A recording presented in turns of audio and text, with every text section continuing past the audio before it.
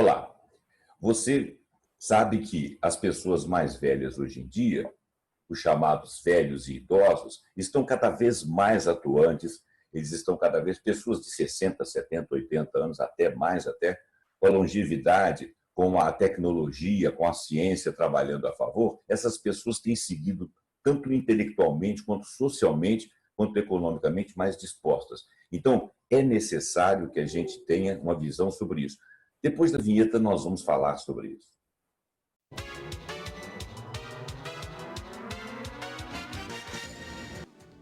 Olá, está no ar a mesa de debates aqui na TVE de Juiz de Fora, no Estudo Online, e nós trouxemos para falar dessa funcionalidade melhor dos mais velhos, 60, 70, 80 anos, nós trouxemos Filomena, e ela é uma fisioterapeuta com especialidade nessa área de gerontologia. E para nos acompanhar aqui, eu trouxe no comando do programa o nosso diretor aqui, o belo Ronald Platz. Tudo bem, Ronald? Tudo certinho? Pois é, esse belo ficou exagerado. Eu quis brincar com você. Bom, o Ronald é bem mais novo que eu, então ele ainda não está nessa faixa de tratamento. Olha que eu não sou, não. Hein? Olha que eu não sou, não. Você é bem mais novo que eu. Você é pelo menos uns 12 anos mais novo que eu. E a Filomena, mais nova ainda que nós dois juntos, né, está aí para cuidar da gente. Filomena, eu quero que você se apresente, diga aí da sua especialidade, que o nosso assunto hoje é a inserção da pessoa mais velha, né? Inclusive, outro dia eu estava assistindo uma live aí de um outro gerontólogo, um repórter que se especializou nessa área, ele não é gerontólogo, falei errado. O tal de, se não me engano, é Jorge Félix. Ele falou sobre, não sei se você o conhece, ele escreveu um livro agora, e nesse livro, ele citando o Jair Diamond, que fala também sobre a questão da questão da economia do mais velho, que as empresas poderiam começar a pensar em produzir para essa sociedade mais velha. Porque às vezes o camarada tem algum problema físico, mas ele tem uma capacidade mental muito grande, então ele tem que ter adaptações. Isso já é em idades longevas, né? Então, eu quero que você se apresente aí, diz para o nosso espectador, para o nosso ouvinte aqui da TVE e da FM Premium, como que você vê essa situação, se apresenta, diz quem você é. Bom dia, né? Muito obrigado pelo convite, tá? É uma satisfação muito grande falar um pouco daquilo que a gente estuda e que a gente acompanha, né? Eu sou fisioterapeuta há 30 anos e educadora física e trabalho na área da gerontologia. E, além disso, eu sou docente na faculdade, na Suprema, né? Faculdade de Ciências Médicas da Saúde de Juiz de Fora, e dou aula na disciplina abordagem multidisciplinar da saúde do idoso. E vejo esse tema muito propício porque nós estamos numa transição, né? Por exemplo, uma referência para mim, né? A gente que estuda velhice, é um livro que se chama Velhice, de Simone de Beauvoir, que ela escreveu em 70.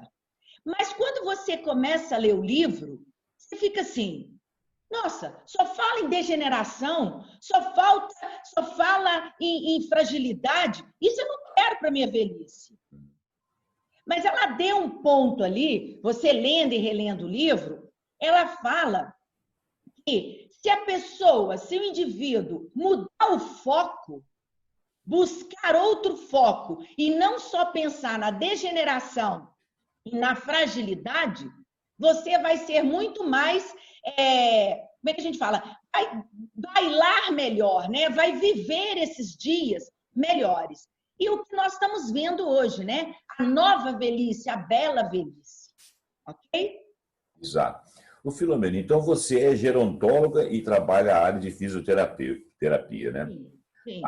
Eu estava fazendo, por acaso, numa coincidência histórica, eu estava fazendo umas leituras que eu queria fazer um artigo para a minha mídia e assisti esse vídeo desse Jorge Félix no canal do Alberto de Almeida, que é um pesquisador, ele pesquisa mais coisas políticas, eleitorais, mas por acaso ele entrou nesse conhecimento aí. E uma das coisas que ele estava falando era a economia da longevidade. Ou seja, eu já toquei nesse assunto aqui. Se as pessoas estão mais aptas, porque a ciência as torna assim, se as pessoas são vistas como mais aptas, porque a nossa sociedade tem capacidade de modificar esses parâmetros, esses padrões e visualizar que as coisas são outras, então por que a indústria e a economia ou os empresários não podem começar a colocar essas pessoas para trabalhar e usufruir de um conhecimento, de uma vivência? Eu hoje, que já estou na minha 6ª década de vida, né, eu fico falando toda hora aí, minha mulher fica até com raiva, mas por eu estar mais velho, modéstia à parte, eu sou uma pessoa extremamente produtiva. E eu sou uma pessoa muito plugada no dia a dia, né? Já sou assim há alguns anos. Eu sou rato de internet há mais de 30 anos. E não vou dizer para você que conheço tudo, mas tenho a visão do todo, né? Não fico com saudosismo, aquela questão da música é melhor a antiga, que isso antigamente namorar era melhor. Nada disso. O melhor é o novo. Eu não tenho saudade do passado, eu tenho saudade do futuro. Porque quanto mais velho você fica, menos futuro você tem, né? E nós estamos criando um futuro agora para as pessoas longevas. Claro que vão haver acidentes de percurso aqui dos 60 até os 100, vão haver acidentes, né? A hora que der o plug para você ir embora, você vai embora. Mas enquanto você está aqui, eu acho que você pode trabalhar até o último dia. Meu avô trabalhou até o penúltimo dia antes da morte dele. Toda a minha família tem sido assim, meus tios, meu pai. Pessoas que morreram trabalhando, não porque fossem necessitados em primeira instância, mas porque tinham uma capacidade de produtividade, né? Então, eu vi a capacidade de produtividade da minha família, e, modéstia à parte, é uma família saudável, quero ser assim também. Então, eu queria que você deixasse aí para o nosso ouvinte, tanto novo, quanto mediano, quanto velho, quais são as faculdades que você percebe que o homem mantém e como que ele pode continuar articulado e como que as pessoas devem aceitá-los no mercado, de forma econômica, de forma social e individual. Diz para nós. Eu gostei aí quando você falou, a minha família tem uma boa genética, né? Sim. Então, o que acontece? Hoje, nós estamos muito graciados pelo aumento da longevidade também, por as questões das informações, né? As pessoas chegam a uma certa idade, ela também procura, eu estou vendo agora, acompanhando esse momento de pandemia, as pessoas estão muito mais valorizando a saúde.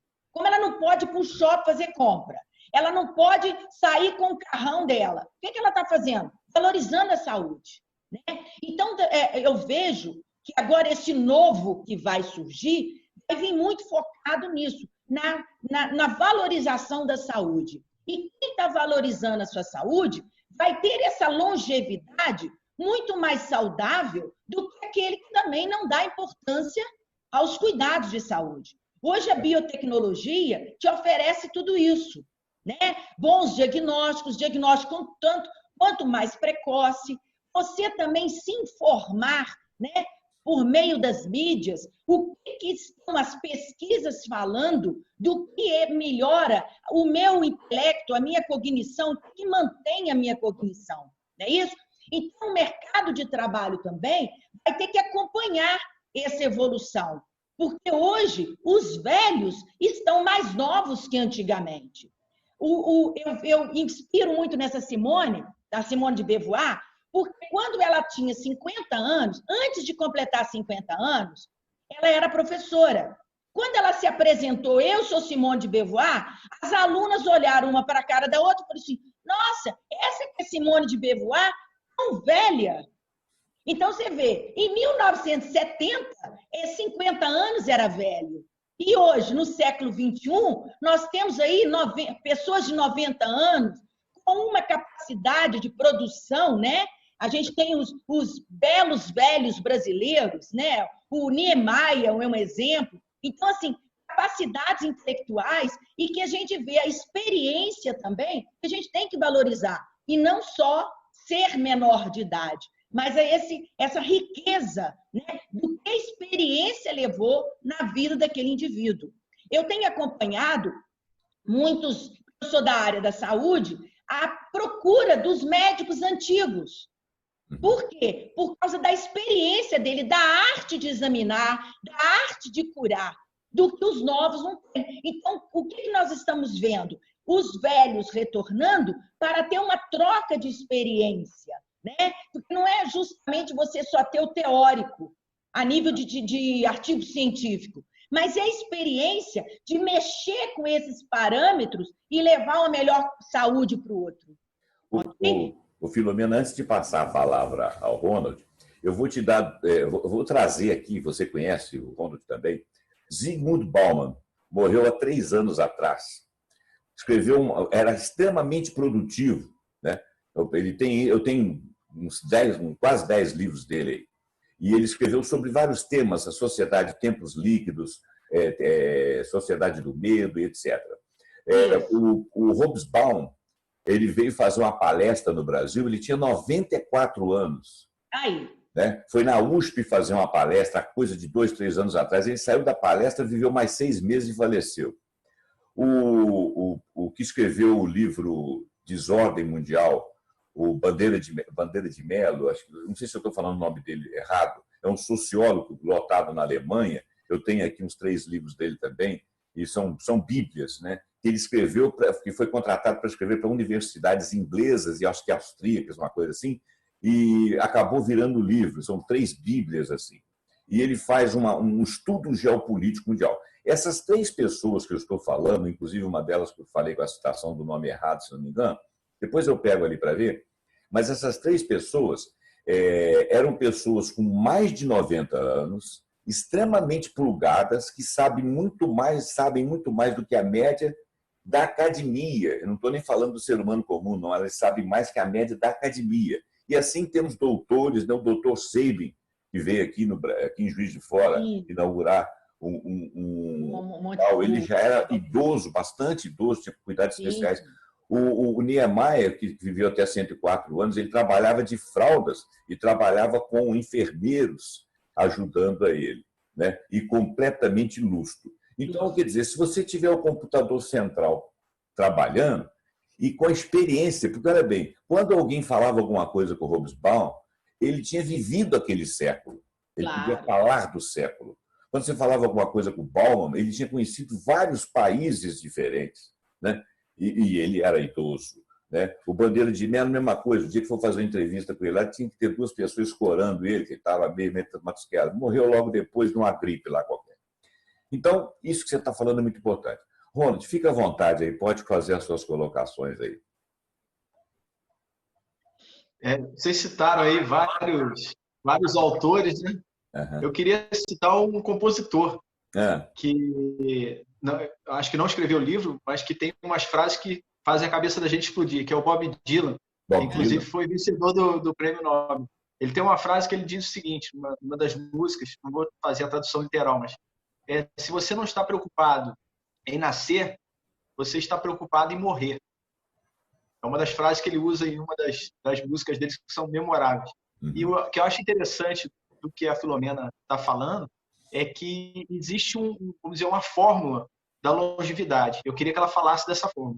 Uma das coisas, pelo que tanto o Zé Roberto quanto a Filomena estão falando, é o propósito.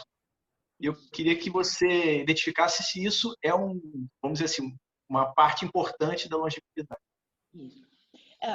O que a gente tem visto nas pesquisas, né? Eu gosto muito da antropóloga Miriam Goldenberg, e ela é uma pesquisadora de 30 anos com envelhecimento. Então, ela fala que a pílula da juventude é você ter foco, é você manter um projeto de vida, ok? Esse projeto de vida pode ser o mesmo que você tinha antes, ou você pode, da agora para frente, criar um novo projeto. Por exemplo, vocês falaram aí muito de escritores.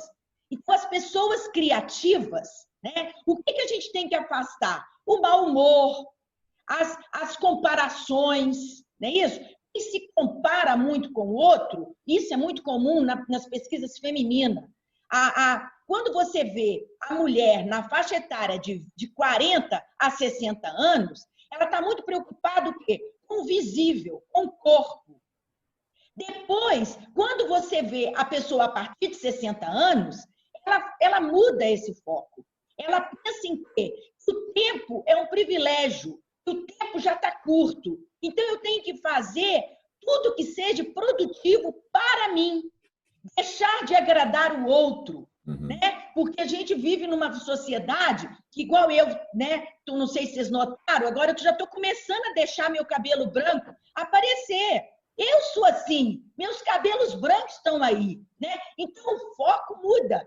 Deixo de ser o meu capital, o corpo, e assim as minhas realizações, as minhas missões é que tem privilégio no momento do caminhar da idade, né?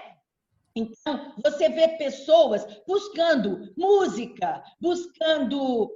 quantas pessoas mais velhas, assim, eu falo 60, 65 anos, assim, eu entrei no coral, eu estou tocando um instrumento. Então, você vê, o foco muda, né? Eu não tenho mais aquela, de repente, eu estou aposentada, eu tenho uma segurança, eu não tenho mais a pretensão de fazer aquele trabalho como obrigação, e sim buscar aquilo que, de repente, eu não fiz na minha juventude e agora vai ser meu foco, vai ser minha missão. O que eu posso fazer de agora para frente para ajudar as pessoas também que convivem comigo, né? E sempre com humor, sempre com um sorriso e sempre valorizando os dias vivenciados. Por quê? Porque a casca é inevitável, ela vai se transformar. Mas uma beleza que é própria da idade, não é isso? O foco da beleza muda. Como o José falou aqui, os que ele citou foram todas pessoas altamente intelectualizadas, altamente antenadas, altamente criativas. Então muda.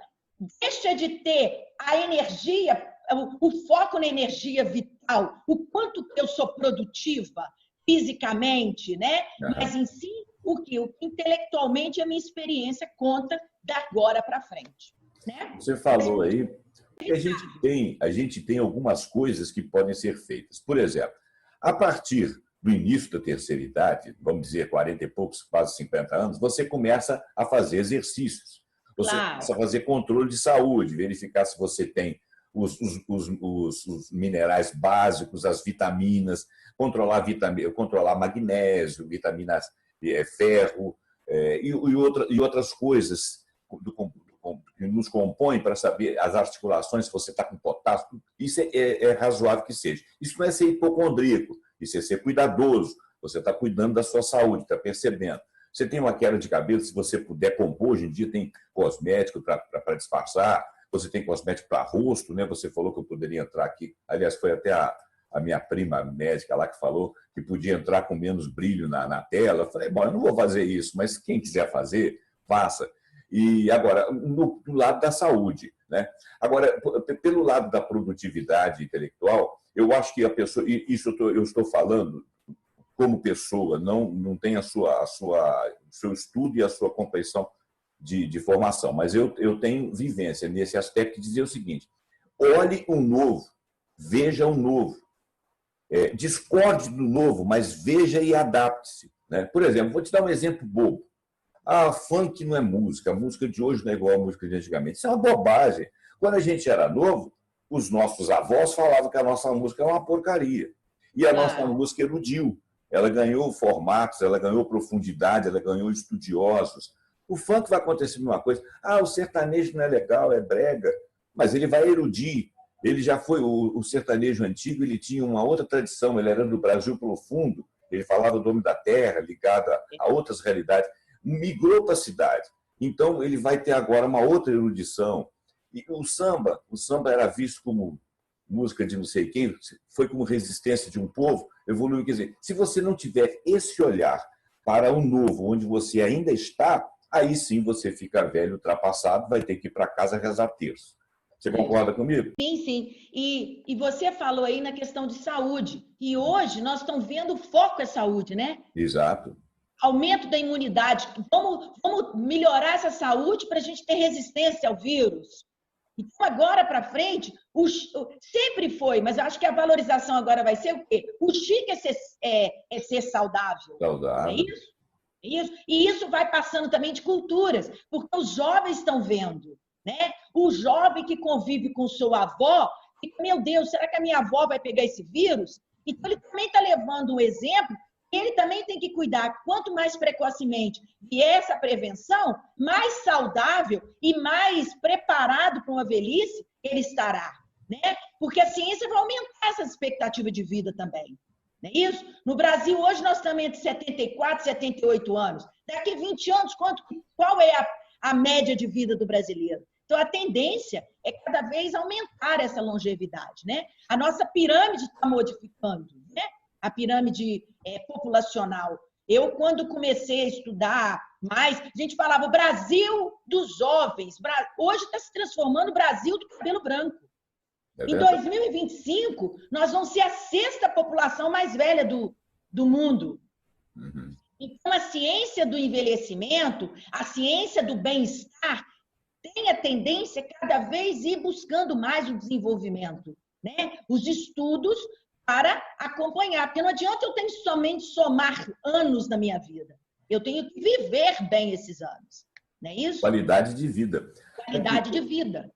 Antes de falar sobre a funcionalidade, que você trabalha a funcionalidade da pessoa mais velha, eu acho que isso é muito importante do nosso público saber. Mas ano passado teve uma greve de cuidadores, ano passado, final do ano passado, não tinha nada de Covid, pandemia, nada. Teve uma greve de cuidadores lá, de idosos na França, e funcionários públicos. Eles têm lá um nome, lá, EHPAD, uma coisa assim, que falado em francês eu não sei falar. E tiveram essa greve. Ela não teve tanta repercussão quanto os coletes amarelos e tudo, mas ela foi uma greve muito incômoda. Por quê? Porque, como eles saíram dos asilos, né, e fizeram greve, as pessoas tiveram que buscar os seus idosos e trazer para casa. Quando elas trouxeram os seus idosos para casa, elas não podiam ir trabalhar. O médico não pôde ir para a clínica, o operário não pôde ir para a fábrica, a mãe não conseguia cuidar do filho e não conseguia trabalhar, o professor, etc. Então, você vê o seguinte, que o envelhecimento, se nós não tivermos uma perspectiva de que o velho é produtivo e ele tem que estar situado dentro da sociedade, ele vira estorvo e vira gasto. Quando, na realidade, se você fizer um investimento sobre isso aí, as famílias e as pessoas absorverem isso aí, não tanto em termos de se tornar funcionais, se tornar saudáveis, manter qualidade de vida, quanto aqueles que perdem a qualidade de vida ou ficam solitários, possam ser amparados por um sistema que não vai falhar e vai permitir que as coisas continuem, isso é um problema social. Tá certo? Então, quer dizer, nós não estamos falando do velho individualmente, não estamos falando do complexo individual das pessoas, nós estamos falando de um problema social que vai acontecer no mundo até 2025, até 2030 e até 2050. Que a tendência vai ser que haja uma inversão dessa pirâmide aí. Isso. Os mais velhos vão ficar mais presentes. E se eles tiverem todos que ser cuidados, haja sociedade para bancar isso tudo. Isso. Não é verdade? Então, vamos falar da funcionalidade. Como é que a fisioterapia pode colocar aí os mais... Olha só, antes disso, você falou algo aí muito importante, a valorização do idoso, né, do velho, não uma posição pejorativa. Eu falo, eu tenho a infância, eu tenho a adolescência, eu tenho o adulto e eu tenho a velhice. A velhice é uma fase de desenvolvimento do ser humano. Então, esse negócio de falar, porque velho é trapo. Não. Eu tenho uma criança e eu tenho um velho, né? Então, essa valorização desse velho já começa numa microsociedade, que é onde? Na minha casa. Exato. A relação intergeracional tem que existir dentro dos lares. O idoso tem que ser uma figura que seja participativa nas reuniões de família, ok? Outro dia, eu tive um laboratório em casa que minha mãe faleceu com uma semana para completar 90 anos. Então, eu tive um laboratório muito grande. Ela ficou 2 dias de UTI e faleceu. A minha mãe andava, minha mãe fazia pilates, eu falava com ela assim, mãe, como é que você está vestida? Já estou pronta. Ela adorava uma rua, ela adorava viajar. Então, por quê? Porque eu interagi a minha mãe no meu contexto social. Ok? E aí, quando eu saía, eu via que a minha mãe ia e as demais não iam. Aí ela falou assim, mas é interessante, né? Que você com a sua mãe, a minha filha, isso é minha amiga falando, minha filha fala que tudo é pagar mico. E é pagar mico. Você trouxe a sua mãe aqui? Eu não vejo vocês com a mãe no contexto social. Então, como você vai passar essa educação de pai para filho? Amanhã você está sendo tratada como você trata seus pais. Claro. Você vai entrar naquela faixa onde as pessoas discriminam e dizem, você já tem que ir para casa, você não pertence a esse ambiente. Isso. Então, o enfoque que eu também uso muito é buscar meta nos meus idosos em função dessas gerações. Por exemplo, um indivíduo fez uma prótese de quadril, fraturou o fêmur, fez uma prótese quadril. Eu busco no contexto dela, social, familiar, uma meta. Eu sei que uma neta vai casar. Como é que a senhora vai entrar no casamento toda capenga, de vestido bonito e essas pernas não funcionais? Aí ela tem, é mesmo, eu tenho que melhorar porque eu tenho uma neta. Depois que essa neta casa, eu começo outro foco, outra meta. Como é que a senhora vai pegar seu neto? Esses braços fracos que tá. Como é que vai brincar com a criança se não tem perna para dobrar? Então, a gente vai colocando essas funcionalidades dentro de uma perspectiva de metas familiares, de metas sociais, dentro do contexto dela. Porque para a gente que está, muitas das vezes, numa maior função, você ficar de pé é banal. Mas para ela ficar de pé e andar dentro da igreja, né? Muitas das vezes eu entro como participativa também na família, falo, leva a avó para levar as alianças. Aí ela fala, como é que eu vou levar aliança cheia de bengala? Como é que eu vou levar aliança de cadeira de roda? Né? Então, quer dizer, se a gente não chegar nessa evolução de desenvolvimento funcional, ela também não possa participar mesmo sendo uma cadeirante. Né? Porque ela pode ser dependente, mas autônoma, ela é totalmente em cima de uma cadeira. Né? E não quer dizer que ela não vai participar. Mas os meus gatilhos são esses. Vamos fazer isso, que isso. E cada dia atingiu aquela meta, eu vou atingindo outra. Assim a gente não faz na nossa vida quando é mais novo, só que isso é natural. O idoso, a gente tem que impulsionar ele continuar com as metas até o final de vida. Okay? E não deixar que a opinião dos outros nos façam desistir. Eu vou te dar um exemplo de uma coisa que aconteceu com um amigo. Ele estava no metrô em São Paulo, em pé. E ele tem a cabeça assim, ele tem a calva pronunciada e o resto de cabelo que tem é muito branco, ele já tem cabelo branco desde mais novo. Aí ele estava no metrô segurando, em pé, segurando, ele é um engenheiro, trabalha, sobe em obra, Van Damme, é um cara assim, ele tem um pouco de barriga, mas ele é magro e tal. E ele estava em pé e tinha uma moça muito bonita sentada olhando para ele. E olhando o tempo todo para ele, olhando o tempo todo para ele. Ele falou, puxa vida, por que essa moça está me olhando? Aí uma hora ele encarou a moça, por que você está me olhando? Ela virou para ele e falou, o senhor quer sentar? Quer dizer, ele podia pensar o que ele quisesse ali, ela estava preocupada dele estar velho, em pé, que ia cair nos pedaços. E ele é um sujeito que tem uma atividade física muito grande, ele não bebe, não fuma, se exercita, é um cara ativo e tal. Ele não estava precisando de sentar ali. Mas a ideia que as pessoas têm é que você não tem mais funcionalidade. Então, eu acho que está chegando a hora da rebelião dos velhos. Não existe adolescência, nós temos que passar pela envelhecência, né? Diz que envelhecência é 55 anos e 65, né? Ser rebelde, querer participar, querer estar ali, não é verdade? Querer deixar a sua opinião. Isso. A gente tem dois termos. A senilidade, que é uma velhice acometidas com os reversos da vida, as patologias e tudo mais. E nós temos hoje alcunhado um tema que é um envelhecimento mais natural, que é a senescência. Como é que é? Então, nós, senescência. Senescência, bacana isso. Senescência. Né? Então, nós, estudiosos, estamos atrás do quê? De uma velhice senescente e não uma velhice senil. Quanto mais, com menos, as patologias podem vir apresentando, sim, mas a gente mantém essas patologias controladas, a gente mantém sobre estabilidade e você ter uma melhor qualidade de vida. Beleza. E Ronald, você falou uma coisa aí, quando você falou do indivíduo em pé, me reportou, porque as pesquisas mostram também que a gente nunca acha que está velho. Velho é o outro.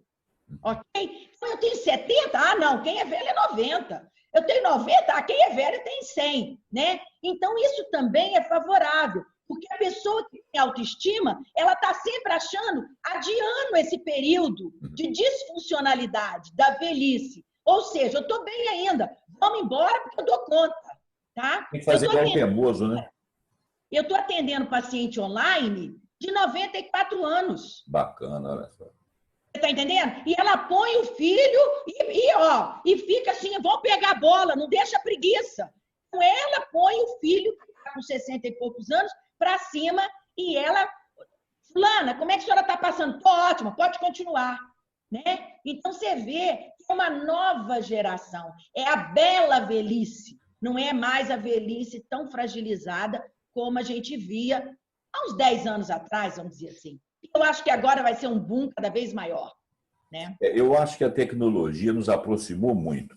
O Ronald, você está caladinho aí. O Ronald, ele é mais novo que eu, e ele falou assim, ele está pensando assim, ainda não cheguei lá. Eu também acho que não cheguei, não, tá entendendo? Eu me sinto novo. As coisas que dizem para mim que eu sou velho, porque eu não me sinto velho, entendeu? Para fingir que eu sou mais novo. Por isso que eu fico quieto aqui. Parece que o assunto não é comigo. Não é comigo, não estão falando comigo. Isso aí. De tudo que a Filomena falou, eu acho que a grande mudança está dentro da cabeça. Né? A questão da tecnologia evoluiu, a saúde evoluiu, mas toda mudança ela vem do comportamento, primeiro da pessoa, da cabeça da pessoa, e depois um comportamento social. Claro. Que ela está falando, a gente tem, antigamente, os velhos eram encostados, né, colocados em asilo. Hoje, o idoso está numa produção, ele está produzindo para a sociedade, e isso faz com que ele se sinta valorizado. Eu tenho um exemplo em casa, alguns exemplos. O exemplo da minha avó, que faleceu com 96 anos, muito ativa. O exemplo do meu pai, que tem 74 anos agora, e anda de moto, faz parte do motoclube. Meu pai é totalmente ativo. A minha mãe, com 74 anos, 76 anos, ainda trabalha, né? Trabalha vendedora, né? Trabalha com vendas, visita clientes, visita empresas. Então, eu tenho bons exemplos na família. Eu queria fazer um comentário aqui da mudança das gerações de hábitos. Né? O Zé Roberto falou que as pessoas, quando começam a envelhecer, elas começam a ser saudosistas, né? Falar, no meu tempo a música era melhor, tal. E ele falou que o funk um dia vai ser erudito, como o samba, né? Era discriminado no passado. Essa parte, José, eu acho que você é a vitória da esperança sobre a razão. Porque eu não consigo comparar um samba de um Cartola, de um Noel Rosa, um funk de uma Anitta, de um MC Guimê. Eu acho que isso, infelizmente, é muita esperança sua que a gente vai conseguir chegar um dia a ter um funk erudito. Mas tudo bem. É uma esperança que você tem, eu acho que talvez... Ele é positivista. Pois é. Para ser sincero, com relação à questão do funk, eu fiz uns vídeos há 2 anos atrás sobre a maneira como o funk evoluiu. Então, eu tive que ler sobre aquilo, tive que estudar, tive que assistir N vídeos e tudo. Eu falo estudar, mas eu não sou estudioso. São leituras superficiais. Né? O máximo que eu consigo aprofundar, porque também é uma produção que tem que ser rápida.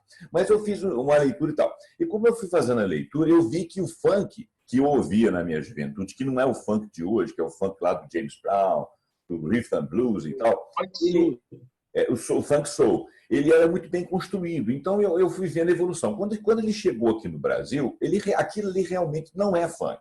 Deram o nome de funk, mas aquilo não é funk. A batida não é de funk. O sincopado, eu não sei falar em termos musicais, mas não é a mesma coisa, tá?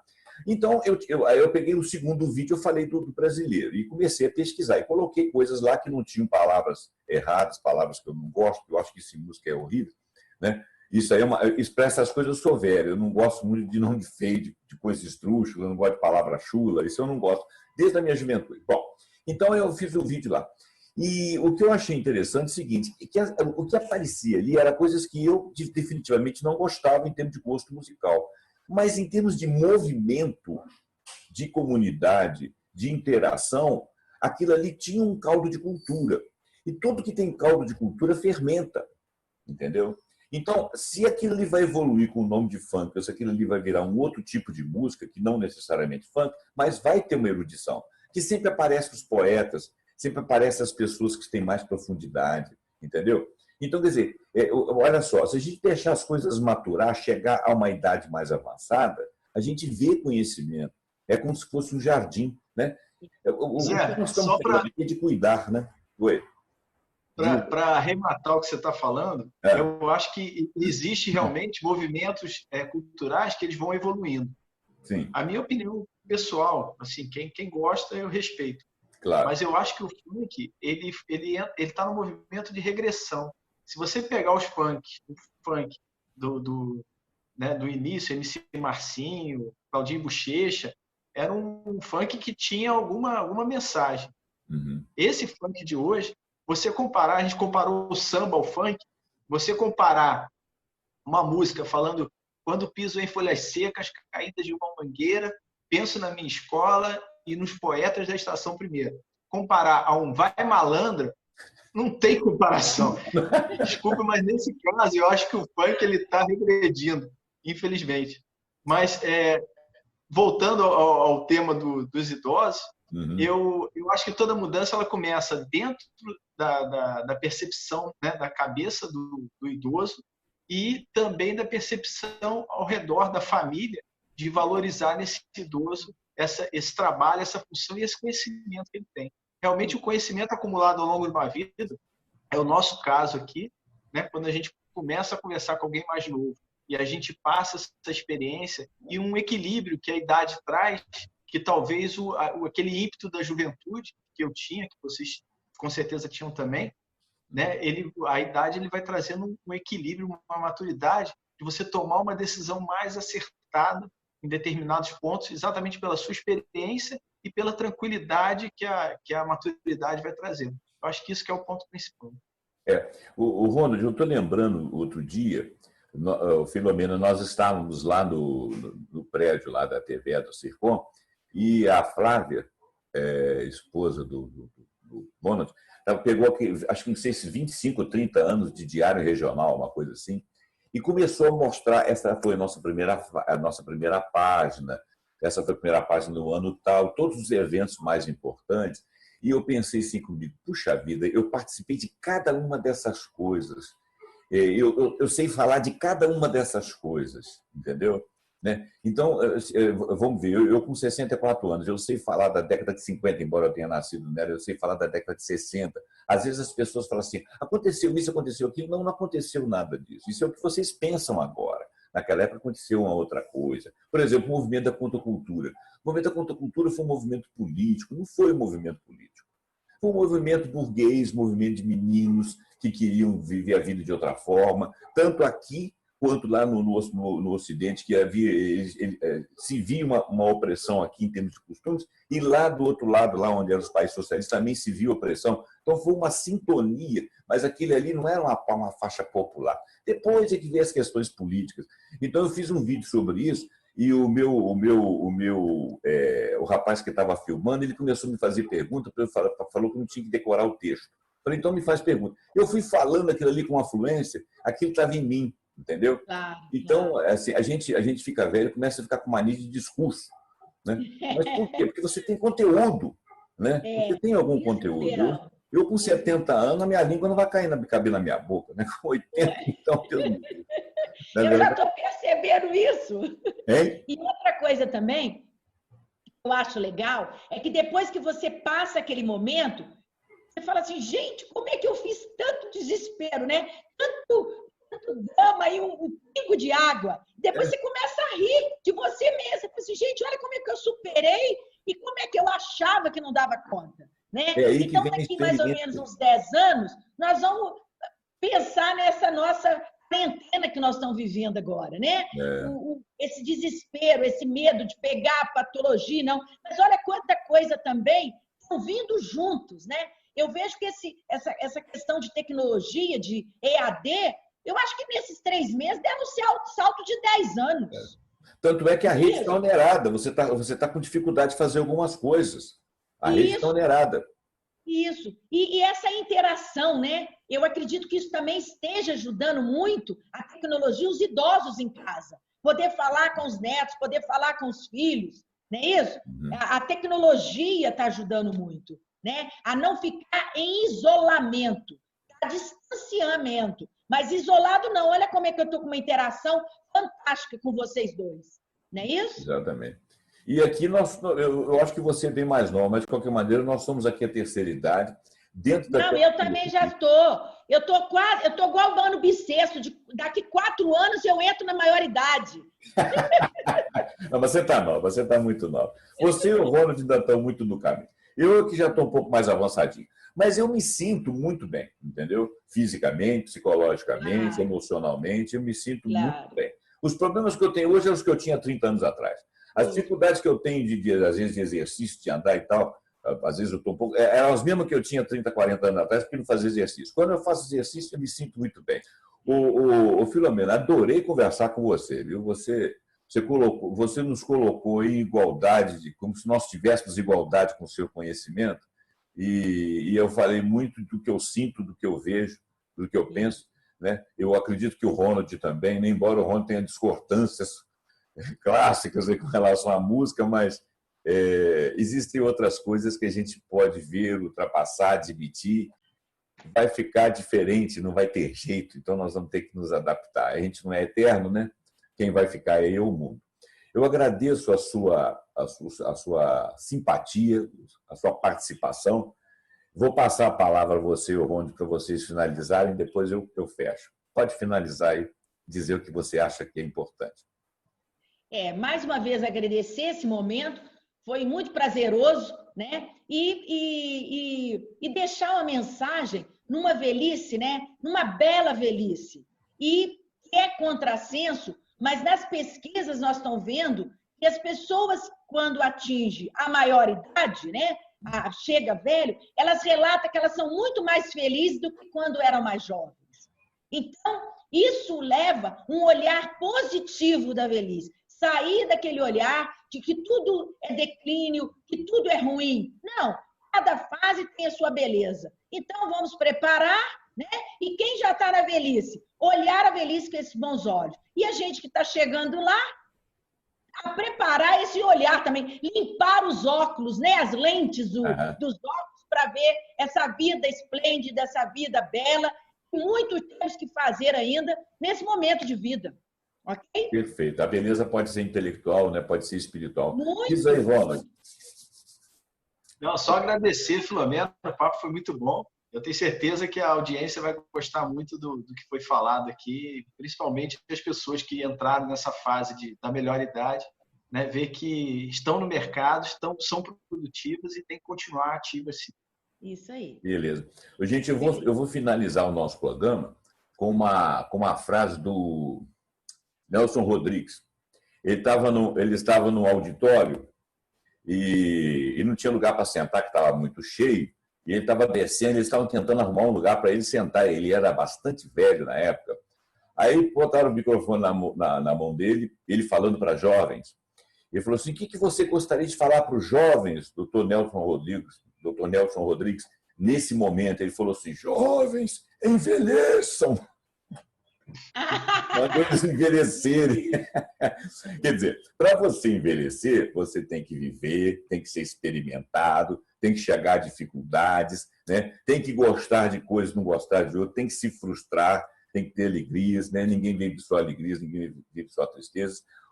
A vida é uma escola e as pessoas mais velhas são depositárias de alguns conhecimentos, alguns deles vistos em loco. Então, jamais deveremos ser descartados. E teremos sempre que cuidar da nossa saúde, até para poder chegar a ser porta-vozes do passado, daquilo que passou, para fundamentar e fazer o projeto do futuro. Não é isso mesmo? Gente, então, eu agradeço a Filomena, uma pessoa muito simpática, muito capacitada. Agradeço aqui o meu amigo diretor aqui do Grupo Circom, o Ronald Platz, que sempre, muito gentilmente, vem participar aqui como debatedor, trazendo a sua boa vontade, a sua alegria. E agradeço a você, jovem, maduros e velhos que estão nos assistindo. Passe esse vídeo para frente, assine o nosso canal. Você já percebeu que a TVE, o programa Mesa de Debates, sempre traz coisas aqui que acrescentam na sua vida. Passe isso para frente, compartilhe, assine o nosso canal e até o próximo vídeo da Mesa de Debates. Muito obrigado.